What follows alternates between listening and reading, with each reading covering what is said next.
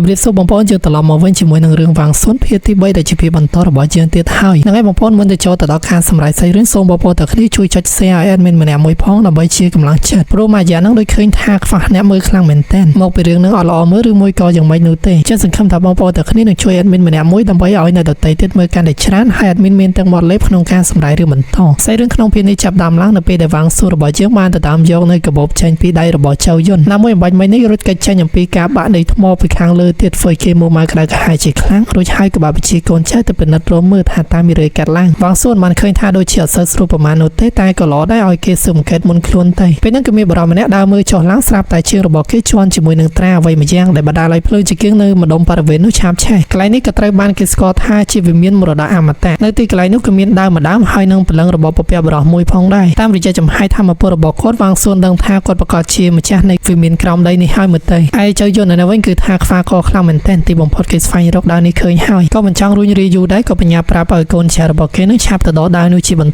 ទៅហើយកូនចៅម្នាក់ហ្នឹងគឺមិនសូវចង់ប្រមាណនោះទេក៏ប៉ុន្តែនេះគឺជាបញ្ជាហើយចេះតែដើរទៅក៏ប៉ុន្តែនៅពេលដែលទៅដល់បំរុងនយោបាយប៉ាទៅហើយនោះស្រាប់តែត្រាពលឺដ៏ធំត្រូវបានផុសចេញមកជុំវិញរាងកាយរបស់បុព្វបុរសដែលធ្វើឲ្យអ្នកគ្រប់គ្នាភ្ញាក់ផ្អើលខ្លាំងណាស់ជាពិសេសអប៉ែម្នាក់នៅខាងក្នុងហ្នឹងដូចជាភ័យមែនទែនចឹងហើយគេក៏បញ្ញាប់រត់ចេញមកវិញក៏ប៉ុន្តែវាយឺតពេលហើយត្រារបស់បុព្វបុរសហ្នឹងក៏បានផ្ទុះហើយសាកសពរបស់គេក៏មិនសល់សូម្បីតែឆ្អឹងហើយឥឡូវនេះសល់តែផេះទេឥឡូវនេះព្រលឹងរបស់គាត់បានរលាយចូលក្នុងដើមវិញខណៈពេលដែលចៅយុនបានឃើញថានេះគឺជាផ្លូវត្រឹមត្រូវហើយឆ្ពោះទៅកាន់ភាពអមតៈតែសម្រាប់វាងស៊ុនមានអារម្មណ៍ថាដូចជាមិនសាមញ្ញតតែសោះណាមួយក៏ខ្លាំងណាស់មនុស្សអំបញ្ញមិញគាត់សម្លាប់តែប្រើប្រាស់ត្រឹមតែចំហាយធម្មពលទេតែមិនដឹងមានបញ្ហាកើតឡើងទេស្រាប់តែដាវហើយនឹងរូបរាងកាយរបស់គាត់រួមបញ្ចូលគ្នាហើយបង្កើតបានទៅជាกระดาษម៉ាស្លាប្រកាសណាกระดาษម៉ាស្លាគឺជាកំណប់ទ្រព្យដែលមិនអាចកាត់ថ្លៃបានចៅយុនគឺមិនអាចទុកចិត្តយកវាបាននោះទេចឹងហើយក៏បញ្ញាប់ចោលទៅយកហើយឲ្យកូនចាស់បន្តរកមើលដានរបស់វាងស៊ុនហើយក៏ឆ្លៀតរកាត់ទៅតាមយកកាបូបនោះចេញមកវិញហើយវាងស៊ុនគាត់ជាពិបាកតបតជាមួយនឹងកូនចៅរបស់គេពីរនាក់នឹងខ្លាំងណាស់ណាមួយពួកគេសុទ្ធតែស្មាត់កំភ្លើងទៀតតែមិនយូរប្រហែលស្រាប់តែចាញ់បាយករបស់វាងស៊ុនត្រូវបានវាងស៊ុនចាត់ការចោលទាំងពីរបានយ៉ាងស៊ីផុយហើយឥឡូវនេះក៏ដល់ពេលដែលត្រូវចាត់ការជាមួយនឹងចៅយុនហើយដោយចៅយុនក៏មានបំណងយកកំភ្លើងបាញ់ដែរក៏ប៉ុន្តែវាងស៊ុនរហ័សខ្លាំងណាស់បើប៉ាងកំភ្លើងចេញពីដៃរបស់គេដោយប្រាប់ផងដែរថាបើសិនជាចង់រស់គួរតែបកគលទ្រព្យសម្បត្តិមកចៅយុនបានឃើញថាពួកគេទាំងពីរគ្មានអាវុធនៅនឹងខ្លួននោះទេចឹងហើយក៏ដាក់ការភ្នាល់វាយដៃមួយស្មើបើសិនជាអ្នកណាឈ្នះនៅនោះគឺជាអ្នកទទួលបានអ្វីគ្រប់បែបយ៉ាងហើយដោះលែងអ្នកដែលចាញ់ទៅវាងស៊ុនគឺមានចេះញាក់នោះទេព្រោះដោយសារតែការពីមុនបានមកក្រាបគេម្ដងហើយជាការចាប់ផ្ដើមដោយចៅយុនក៏បានបំលែងសែរបស់គេនឹងហើយសម្រុះចូលទៅវាយគ្នាមួយស្មើជាមួយនឹងគេសាជាថ្មីម្ដងទៀតក៏ប៉ុន្តែសារនេះដូចជារៀងយ៉ាប់ជឿនជាងមុនទៅទៀតទាំងដែលវាងស៊ុនរបស់យើងមិនបានប្រើប្រាស់ធម្មពលអ្វីបន្តិចផងធ្វើឲ្យគេប៉ាំងខ្ទៀតហើយដោយសារតែអញ្ចឹងចៅយុនក៏បានឲ្យគេនឹងមិនចាប់បាច់ប្រើប្រាស់នៅកាយវិការចឹងទេវាអាចនឹងមិនស្មើភាពធ្វើម៉េចវាយឲ្យដូចជាមួយនឹងចលនារបស់ខ្លួនវាងស៊ុនគឺមានបញ្ហានោះទេធ្វើទៅតាមការស្នើសុំរបស់ចៅយុនទាំងអស់បន្ទាប់មកក៏បំលែងសែរបស់ខ្លួនសាជាថ្មីម្ដងទៀតរួចហើយក៏សម្រុកចូលទៅពុះពេញទៅដោយធម្មពលដ៏ខ្លាំងក៏ប៉ុន្តែចលនានេះគឺ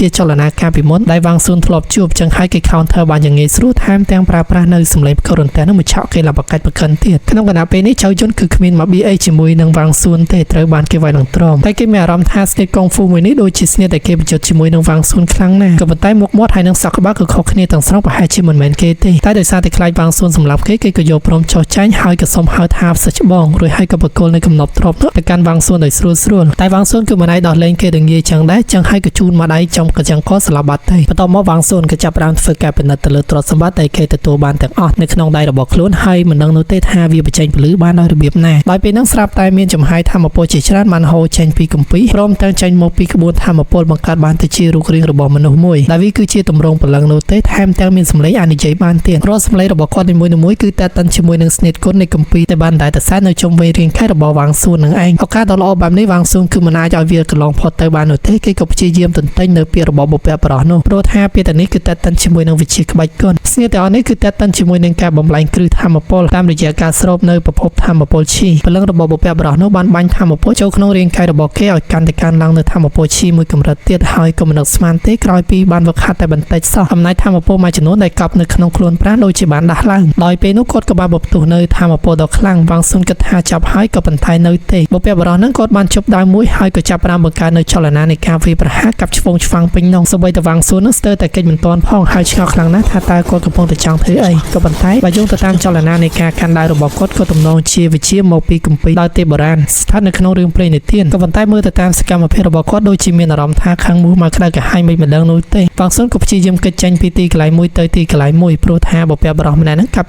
់យកដោយមានមើលក្បាលគេសោះម្យ៉ាងវិញទៀតវាងស៊ុនក៏មិននឹកស្មាននោះទេថាវិជា មួយនេះស្ថិតនៅក្នុងគ្រឿងព្រេងនិទានកាលពី1000ឆ្នាំមុនតែបែរជាមានពិតប្រាកដមែនកំឡុងពេលនោះបុព្វបុរសនោះក៏បានហោះសម្ដៅមករកវ៉ាងស៊ុនដោយផ្ទាល់ធ្វើឲ្យគេភ័យខ្លាំងណាស់អាចថាស្លាប់ហើយក៏ប៉ុន្តែមិនមែនទេបុព្វបុរសនោះក៏មលីខ្លួនបាត់ទៅបន្ទាប់មកព្រលឹងបុព្វបុរសក៏ត្រឡប់ទៅកាន់កន្លែងដើមរបស់គាត់ហើយគាត់ក៏ស្រែកថាគាត់មិនយល់ស្របទៅនឹងវាសនានេះនោះទេសូម្បីតែសក់មាត់សរសៃរបស់គាត់ក៏មិននៅសល់ផងវ៉ាងស៊ុនបានសង្កេតឃើញថាគាត់ដូចជាបាក់ទឹកចិត្តហើយពិបាកចិត្តខ្លាំងណាស់តែមិនអាចជួយអ្វីបានឡើយក៏ប៉ុន្តែឃើញថាបរិបម្នាក់នេះពិតជាមិនធម្មតាទេបើជាអាចចេះស្និទ្ធគុណរបស់គាត់មើលទៅគេប្រហែលជាអាចខ្លាយទៅជាកម្ពុជាអ្នកខ្លាំងបានវ៉ាងស៊ុនឃើញថាទាំងអស់នេះគឺល្អខ្លាំងណាស់ក៏បញ្ញាប់ថតចម្លងវេទុកដើម្បីយកទៅសិក្សាថ្ងៃក្រោយកន្លែងមកមើលព្រលឹងរបស់បុព្វបុរសនេះវិញតាមពិតទៅគាត់គឺមានវិញ្ញាណពិតមែនគាត់មិនមែនជាព្រលឹងដែលត្រូវបានបន្សល់ទុកឡើយចឹងហើយគាត់ក៏បានបញ្ចូលនៅយុទ្ធសាស្ត្រមួយប្រភេទដែលអនុញ្ញាតឲ្យវ៉ាងស៊ុនបើកផ្នែកទី3របស់គេបានម្ខាងគឺជាធម្មពលព្រះអាទិត្យឯម្ខាងទៀតគឺជាធម្មពលព្រះច័ន្ទបានសន្ទុះក្រោយមកក្រុមរបស់ពួកគេក៏បានមកជួបជុំគ្នាត្រឡប់មកវិញខណៈពេលដែលអាល់គីក៏មិននឹកស្មាននោះទេថាប្រអប់ដែលគាត់ដេញតាមដោយគ្នា3នាក់នោះស្រាប់តែប្រអប់ទៅទេហើយរបស់ពិតប្រាកដគឺស្ថិតនៅក្នុងដៃរបស់វ៉ាងស៊ុនទៅវិញប៉ុន្តែពេលនោះប្រធានក្រុមអាល់គីស្រាប់តែទទួលចំហាយធម្មពលចេញមកពីខ្លួនរបស់វ៉ាងស៊ុនខុសពីមុនដាច់ស្រឡះដូចជាមនុស្សពីរផ្សេងគ្នាអញ្ចឹងហើយវ៉ាងស៊ុនបានប្រាប់គាត់ហើយថាបែកគ្រូសាចៅនេះគឺគេមិនទាន់បានសម្លាប់នោះទេគ្រាន់តែផ្ដល់មេរៀនក៏ប៉ុន្តែការស្លាប់របស់យ៉ាវសឺម្នាក់គឺមិនអាចកាត់ចិត្តបាននោះទេពួកគេគឺជាក្រុមតែមួយរួមសុខរួមទុក្ខជាមួយគ្នាក៏ប៉ុន្តែលទ្ធផលបែរជាទៅចោលគ្នាបែបហ្នឹងទៅវិញតែឡៃវ៉ាងស៊ុនបើទោះបីជាទៅជួបគាត់ក្នុងរយៈពេលខ្លីក៏ពិតមែនក៏ប៉ុន្តែមានអារម្មណ៍ថាដូចស្គាល់គ្នារាប់ឆ្នាំអញ្ចឹងហើយគេក៏កើតទុកខ្លាំងណាស់ដែរបន្តមកទៀតពួកគេក៏បានយកនៅសាកសពហើយក៏នាំគ្នាត្រឡប់ចាកចេញទៅវិញផ្សាយរឿងកាន់មកកាន់លំហក្រៅភពឯនេះវិញយើងបានឃើញយានអវកាសជាច្រើនហោះនៅលើលំហតែភ្លាមស្រាប់តែបាត់សមោឈាមដូចជាបានចូលទៅខាងក្នុង dimension មួយផ្សេងដែលយានមួយនោះក៏ត្រូវបានគេស្គាល់ថាជានាវាចម្បាំងរបស់ពួកអវកាសបើតាមឈ្មោះក្រុមគឺ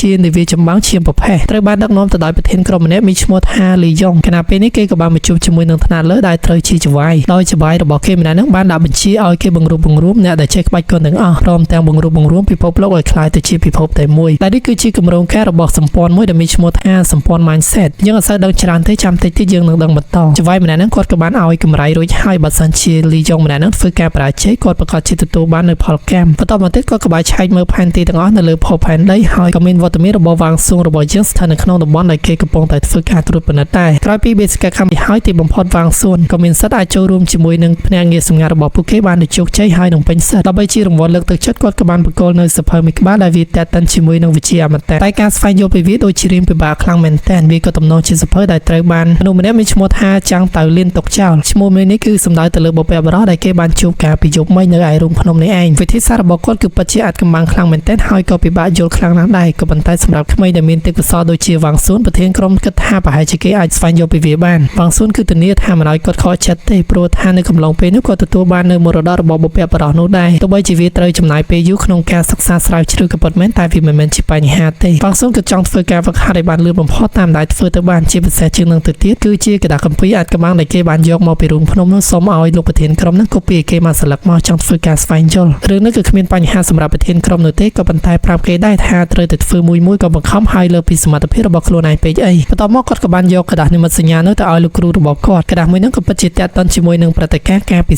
30ឆ្នាំមុនគ្រូរបស់អាគីនឹងក៏មានឈ្មោះថាឈិនយ៉ុងជីមើលទៅតាមមុខមាត់ម៉ូតសក់ហើយនឹងពុកមាត់របស់គាត់ពិតជាស្ទាលមែនទែនគាត់រៀនធូរចិត្តខ្លាំងណាស់នៅពេលដែលបានឃើញរបស់នេះស្ថិតនៅក្នុងដៃរបស់ពួកគេបន្ថែមពីនេះគាត់មានការចាប់អារម្មណ៍ទៅលើវ៉ាងស៊ុនខ្លាំងណាស់ព្រោះកំឡុងពេលដែលបំពេញបេសកកម្មមួយនេះវ៉ាងស៊ុនក៏បង្កើតនូវអភូតហេតុជាច្រើនថាមកពលរាងកាយក៏បានផ្លាស់ប្ដូរភាពឆ្លាតវៃហើយនឹងភាពម្នាក់គឺមិនអាចមើលស្រាលបានទេដោយសារតែវ៉ាងស៊ុនមានទេពកោសល្យចឹងហើយលោកគ្រូឈិនយ៉ុងជីនឹងគាត់មានបំណងចង់ឲ្យវ៉ាងស៊ុនស្នាក់នៅជាមួយនឹងពួកគាត់ហើយមើលថែបានល្អមូលហេតុដែលគាត់ធ្វើដូច្នេះព្រោះថាវ៉ាងស៊ុនបានរំលឹកគាត់ការពីខ្លួននៅវ័យប្រហាក់ប្រហែលគេកំឡុងពេលហ្នឹងគេបានរត់គេចចេញពីយានមួយដែលកំពុងតែផ្ទុះហើយកំឡុងពេលហ្នឹងគ្រូរបស់គេបានពលីជីវិតដើម្បីជួយគេដល់ហើយព្រឹត្តិការណ៍30ឆ្នាំមុនដែលគាត់តែចង់ដឹងនោះគឺមានពលឺចម្លែកមួយបានផុសចេញមកកណ្ដាលមុខគាត់បន្ទាប់មកពលឺនោះក៏បានបាញ់ចូលទៅខាងក្រោមចូលក្នុងដើមមួយដើមដែលដើមមួយដើមនោះកំពុងតែស្ថិតនៅក្នុងបន្ទប់របស់គាត់តែឡែកចំហាយព្រលឹងដើមនោះគឺស្ថិតនៅកន្លែងនោះក៏ប៉ុន្តែព្រលឹងដើមនោះប្រហែលជាចូលក្នុងខ្លួនប្រាណរបស់វ៉ាងស៊ុនហើយថ្ងៃបងប្អូនសម្រាប់បាត់ក្បាំងគឺពួកយើងដឹងត្រួសតែប៉ុណ្ណោះព្រោះថាសាច់រឿងរបស់យើងនៅក្នុងភាគនេះក៏ដល់ទីបញ្ចប់ហើយចាំបងប្អូនទាំងគ្នារងចាំតាមដានទស្សនាជាមួយនឹងមីននៅក្នុងភាគបន្តទៀតហើយក៏អធិស្ឋានបើមានកំហុសឆ្គងអេដមីនក៏វិលត្រឡប់មកវិញជាមួយនឹងវីដេអូសម្រាប់រឿងបន្តខណៈពេលនេះអេដមីនមេប៉ាស៊ីវក៏ជម្រាបលាបាយបាយ